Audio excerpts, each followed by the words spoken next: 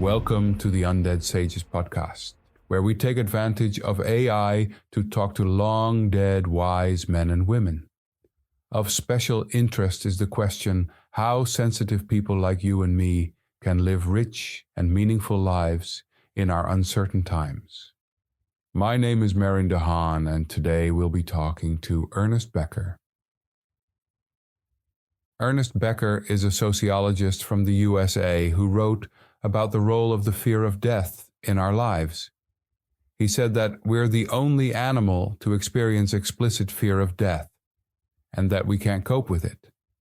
Instead, we create elaborate structures of meaning, which help us hide from the explicit realization that our own death is potentially just around the corner.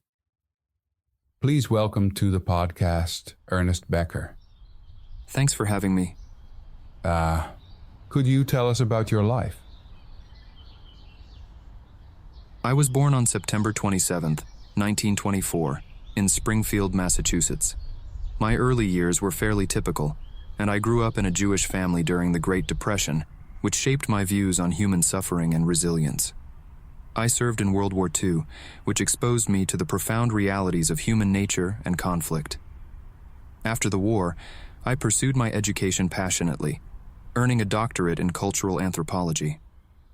My career took me through various academic positions where I explored the depths of human psychology, particularly our fear of death and how it influences our behavior. My work culminated in my most well-known book, The Denial of Death, which was published not long before I passed away. Can you say more on what experiences you took away from Europe during the 1940s? Oh, it was a transformative experience for me. One vivid memory is of a bombing raid where I witnessed the immediate aftermath of destruction. The sheer devastation, the loss of life, and the injuries were harrowing. This experience underscored the fragility of life and the omnipresence of death, reinforcing my later interest in how humans cope with mortality. Another significant experience was interacting with fellow soldiers who dealt with the constant threat of death in different ways. Some found solace in humor, while others turned to religion or forged strong bonds with their comrades. These behaviors illustrated the various psychological strategies people use to manage fear and anxiety. I also remember visiting liberated concentration camps and confronting the horrific reality of human cruelty and the depths of suffering that people can endure. This exposure to extreme human conditions profoundly affected my understanding of human nature and the lengths to which people will go to find meaning and hope in even the most desperate situations. These deeply personal encounters shaped my worldview and drove my passion for exploring the psychological underpinnings of human behavior, especially regarding our fear of death and our quest for meaning. Tell us about the intellectual, philosophical, and religious currents of your place and time. The mid-20th century was a period of significant intellectual upheaval and exploration. Existentialism was a major philosophical current, with figures like Sartre and Camus questioning the meaning of life and the nature of existence. Psychology was also undergoing transformations, with Freud's theories being challenged and expanded upon by thinkers like Carl Jung and Otto Rank. In religion, there was a growing interest in exploring the psychological underpinnings of belief and the human need for transcendence. My work was influenced by these currents, particularly the existentialist focus on death and meaning, and I sought to integrate these ideas with insights from anthropology and psychology. Did you get involved in any controversies? How were they resolved? My work often stirred controversy, particularly because it challenged deeply held beliefs about human nature and our denial of death. At Berkeley, my ideas on human motivation and the role of death anxiety were not always well received by the academic establishment, leading to some professional friction. However, I remained committed to my research and continued to publish my findings. The controversies were never fully resolved in my lifetime, but my work has since gained recognition and respect, particularly after The Denial of Death was awarded the Pulitzer Prize. This is the book you are most famous for. Can you summarize The Denial of Death for us? It explores the central idea that much of human behavior is driven by an unconscious fear of death. I argue that this fear is so profound and pervasive that it shapes our thoughts, actions, and culture in fundamental ways. To cope with the terror of mortality, humans create various immortality projects, belief systems, achievements, relationships, and cultural symbols that give our lives meaning and provide a sense of permanence. The book delves into the ways we construct these defenses, drawing on insights from psychology, anthropology, and existential philosophy.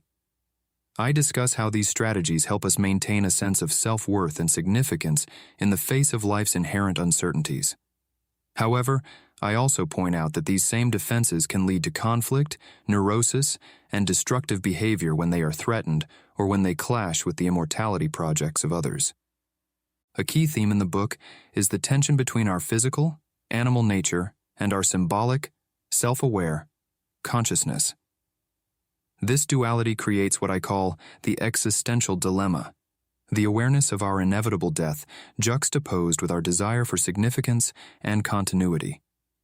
By acknowledging and confronting this dilemma, we can achieve a more authentic and meaningful life. Ultimately, the denial of death encourages readers to face their mortality honestly, understanding that while our cultural and personal defenses are necessary, they must also be balanced with a realistic acceptance of our finite existence. This balance can lead to a deeper appreciation of life and a more compassionate, fulfilling way of being. Would you say that culture in its entirety can be seen as an immortality project? Absolutely. It's vast. Let me explain why.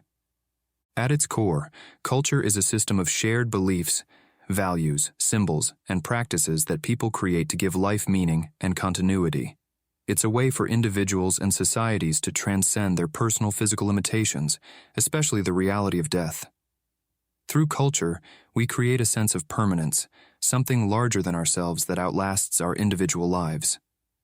Think about it. When people contribute to art, science, religion, or even everyday traditions, they're participating in something that can endure beyond their lifetime. It's a way of feeling that we're part of a larger narrative, one that will continue long after we're gone. Whether it's building a legacy, passing on knowledge, or upholding certain customs, we're trying to cheat death in a symbolic sense. Even entire civilizations are, in a way, immortality projects. Nations, for example, create myths, monuments, and histories to ensure they're remembered, often idealizing their place in the world so future generations can feel connected to a grander purpose. It's the same with religion. Rituals, beliefs in the afterlife, or spiritual continuity all serve to soothe our fear of mortality by promising something eternal. But there's a catch. While culture helps us cope with death anxiety by offering symbolic immortality, it can also lead to conflicts. When different cultures or groups have competing immortality projects, it often sparks tension. People defend their way of life or their beliefs fiercely because, for them, it's not just a set of ideas.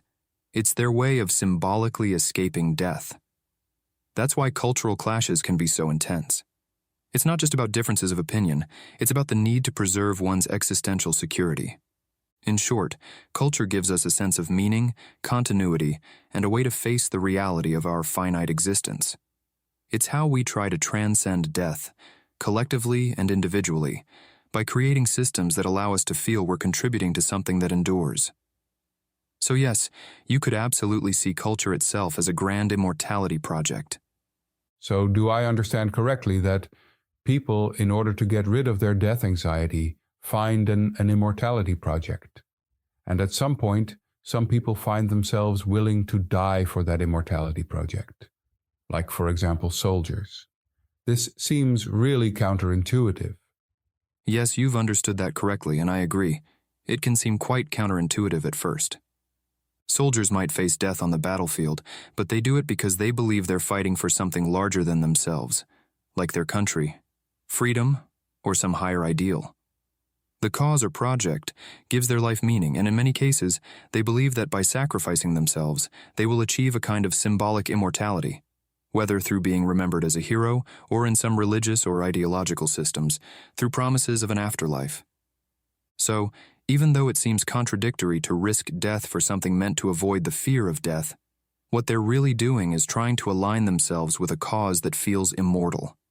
They're exchanging their individual finite life for the chance to be part of something timeless, something that lives on after them. In their minds, this is a way to transcend death. It's a deeply human paradox. In order to escape death psychologically, some people are willing to face it physically. They believe that by doing so, they're ensuring that they're part of something eternal, which, in a symbolic sense, defies death itself. Can you tell us about your teachings or life lessons? So, much of human behavior is driven by an unconscious fear of death. We create cultural and personal illusions to protect ourselves from the awareness of our mortality, which I call immortality projects. These projects give our lives meaning and help us cope with existential anxiety. Understanding this can lead to greater self-awareness and a more compassionate approach to others, as we recognize the common human struggle to find meaning in the face of death. I also emphasize the importance of confronting our fears directly rather than denying them to lead a more authentic and fulfilling life. What happens if we don't confront our fears directly, but instead proceed blindly down the path of quelling our anxieties through immortality projects? It can lead to evil acts, such as violence, oppression, and war. In my posthumously published book, Escape from Evil, I highlight the role of scapegoating and sacrifice in human societies, showing how these practices are used to manage death anxiety and maintain social order. By projecting our fears and insecurities onto others, we create enemies and justify their persecution as a way to reaffirm our own sense of safety and immortality. Escape from Evil ultimately calls for greater awareness of these unconscious drives and the ways they manifest in our behavior. By understanding the psychological roots of our actions, we can work towards more compassionate and constructive ways of dealing with the fear of death.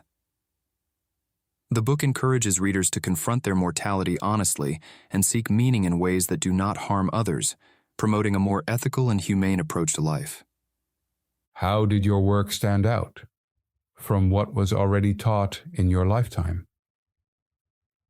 My work stood out because I brought together insights from different disciplines, psychology, anthropology, and philosophy, to create a comprehensive theory of human motivation rooted in our fear of death.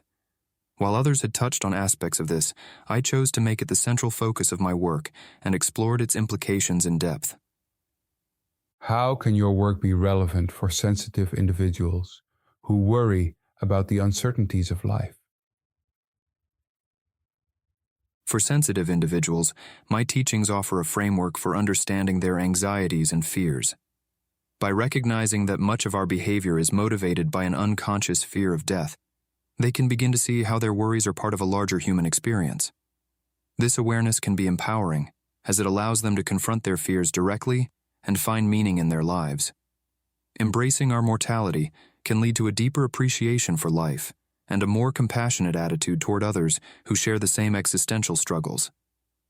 It encourages living authentically and striving for personal growth and fulfillment despite life's uncertainties.